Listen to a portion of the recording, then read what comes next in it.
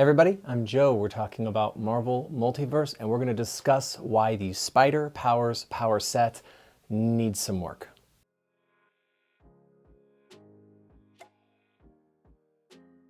Recently, I had a really productive conversation with a friend and fellow narrator, shout out to Avid DM, and we were discussing issues with the Spider Powers power set. Specifically two powers inside of it, web casting and web grabbing, which are just not designed well. So in this video, I want to talk about what are the problems with those two powers and how they just don't align with rank, they don't align with consequences, they don't align with duration, and they certainly don't align with each other or web trapping. And I want to discuss what to do about it. In other words, some home brew or home ruling ideas that might make them just work more seamlessly and cohesively in your games of Marvel Multiverse. First, let's describe the problem. There are three basically attack webbing powers inside of the Spider Powers power set: web casting, web grabbing, and web trapping. Now the rest of the Spider powers are fine. There's a lot of mobility in there with wall crawling and web slinging. You've got the jump powers. They all work fine. The only issues are with the attack abilities, so those that are against your enemies using webbing. The issues come down into a few categories. The first is going to be duration. The next one is going to be the target numbers and the difficulty within those. But the most egregious issues are with the consequences and the scaling of consequences. So let's start with duration.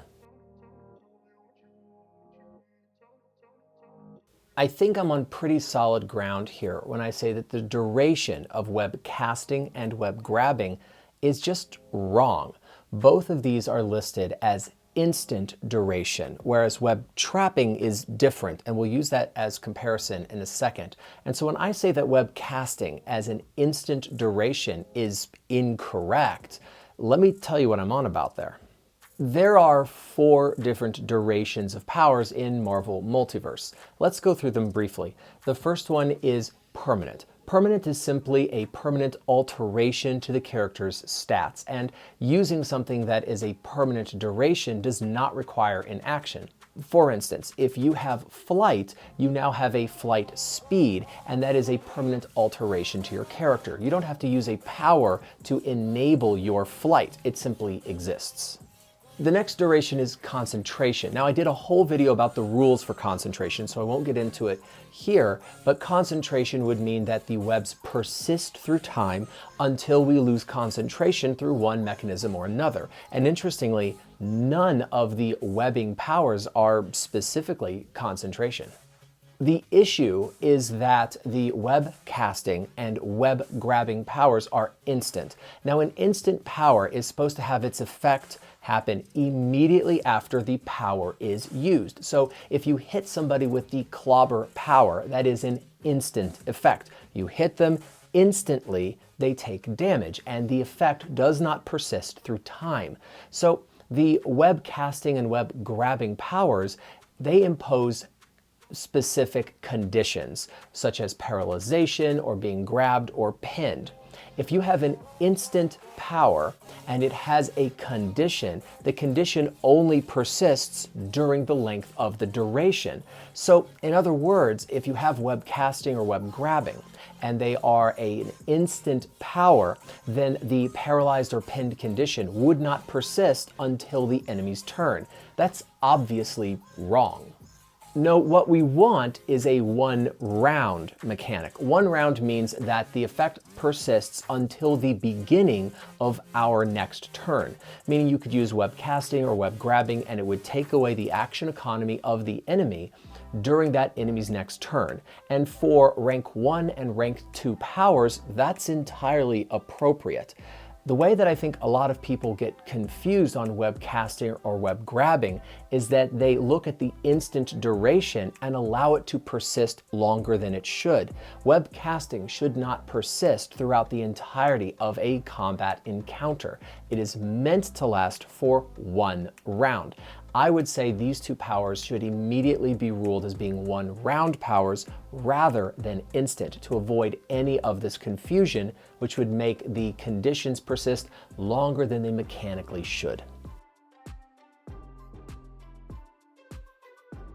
The next issue is the target number. Now, we have two different target numbers. We're going to deal with both, but in the core rulebook, it says that getting out of any of the webbing powers is a target number of 20 that is a melee check. Now, this being a melee check is entirely appropriate. That absolutely seems right. But the problem is that that target number, being a non-scaling number, is going to run into issues throughout gameplay. You can pick up web casting right away at rank 1, and at rank 1 it is very difficult to have an enemy that you're going to run into who has the capacity, even if they are a melee character, of breaking out of a target number 20 check. And anybody that is not a melee combatant basically has no ability to do so. So the fact that this doesn't scale means it's way too good at early ranks, but it might actually fall off at higher ranks. Now, I'm not worried about that. This low-level power not being something that is entirely efficacious at ranks 5 and 6 is not a big deal. You should have picked up other stuff in the meantime. But the problem is that this doesn't scale, and Marvel does this with a lot, but not all of their powers. They like to have specific target numbers, but target numbers that don't scale with rank are going to run into these issues. Now, we covered Tony's workshop in a video a little while ago, which recommends that we change the target number from 20 to 18. This makes it easier at lower ranks, but it means that it falls off at mid-game. And that is not a great solution either, as I talked about in this video. I'd like to offer two recommendations that I think would make the webbing powers just better throughout the entirety of a campaign. The first recommendation is one that seems logical to me, and that is, since we use our agility in order to do the webbing attacks, the target number to break out should be the character's agility defense. So if your spider character at rank 1 has an agility defense of 14, which is the highest that it theoretically could be, then the check to get out would be 14. And this means it would top out at a 19 at rank 6, which is right in between Tony's workshop and the core rulebook. I heard another really good recommendation, and I wish I knew who originally came up with this to be able to credit them, but that the target number should simply be your rank times 2 plus 10. So at rank 1, it would be a target number 12, slightly lower than my recommendation. But at rank 6, it would be a 22, slightly higher. And this would scale with character rank, and I think that that is also entirely appropriate. Either way, having these scale means that enemies have a possibility of breaking out, but it's not insanely easy either. I think having a scaling target number with character just fits the mechanisms of TTRPGs better, and I think that it's going to be more interesting gameplay as well.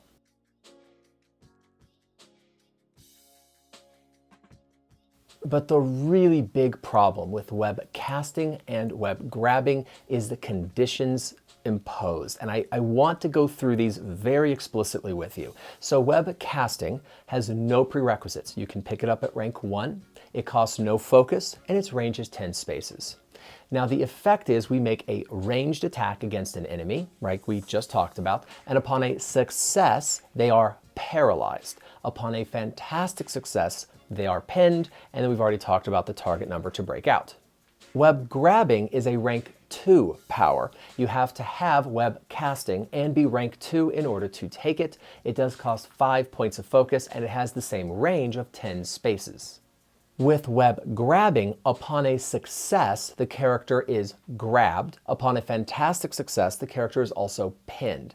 And these conditions are almost exactly backwards from what they should be.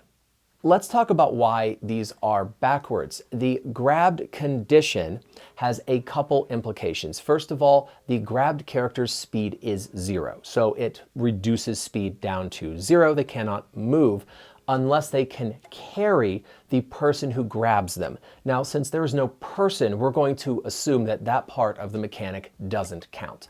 Neither does the rest of the grabbed mechanics, which have to do with other people targeting a grabbed character and possibly hitting the character grabbing them.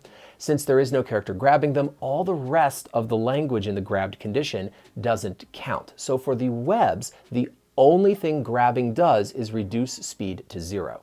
Pinned is the worse version of the grabbed condition. The speed of a grabbed character is 0, and they have trouble on melee and agility checks while they are still grabbed. So they would actually have trouble on the melee check to break out of the webbing. And in this way, grabbing should come before being pinned.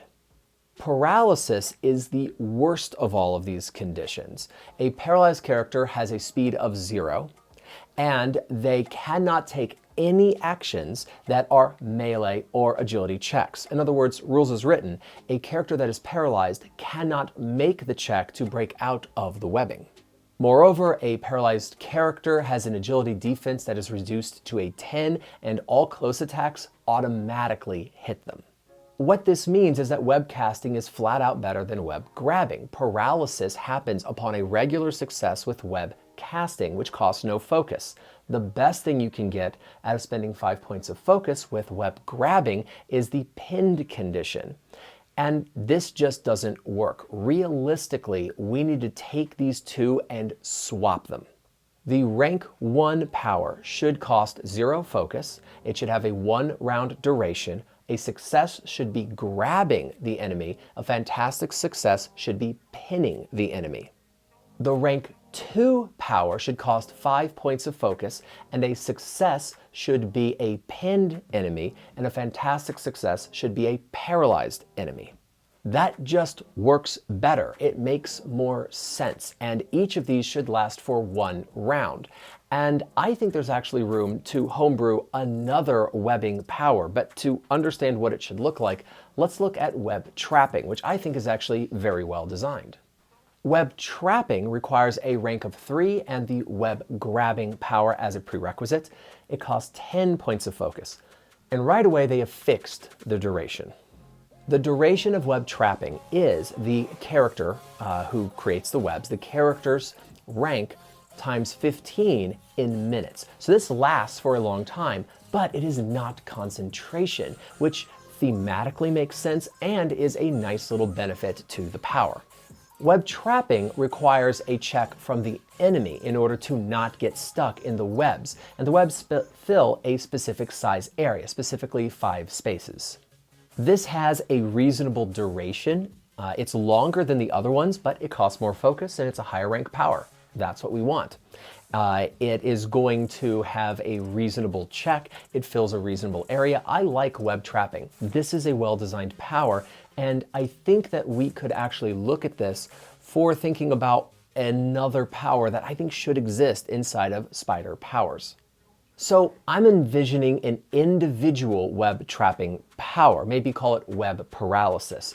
And this is like web casting and web grabbing based on an attack roll from us. And if we hit the agility defense of the enemy, then we have spent, I would say, 10 points of focus.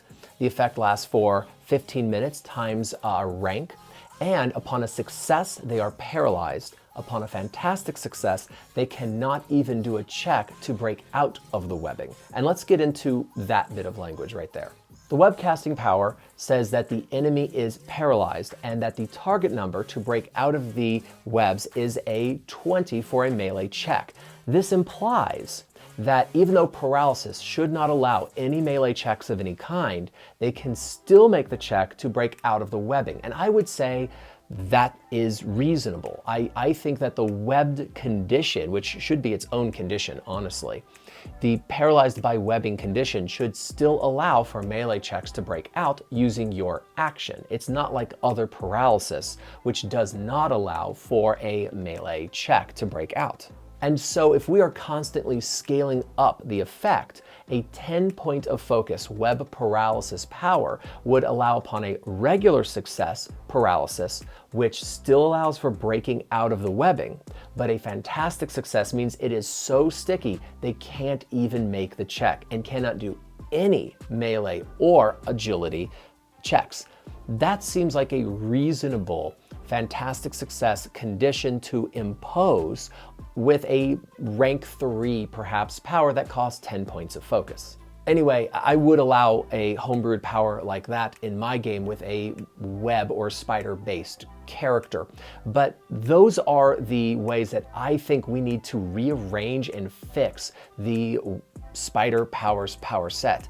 As it is right now, if you take web casting, you skip web grabbing and you're pretty good for individual target takedowns, and it's just too much too early. And I wouldn't, as a rank 1 player, want my enemies that the narrator throws at me to be able to do what web casting can do at rank 1.